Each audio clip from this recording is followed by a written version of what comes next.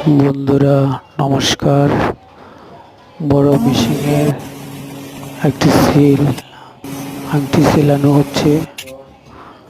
আংটি হলো বক্স আংটি।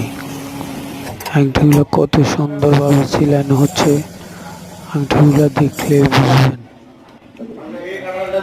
আংটিগুলো খুবই সুন্দর। বড় মেশিনের যে আংটিগুলো দেখতেও সুন্দর এবং টেকসই। 22 ক্যারেটের স্বর্ণটা হলো 22 ক্যারেট। দেখুন কত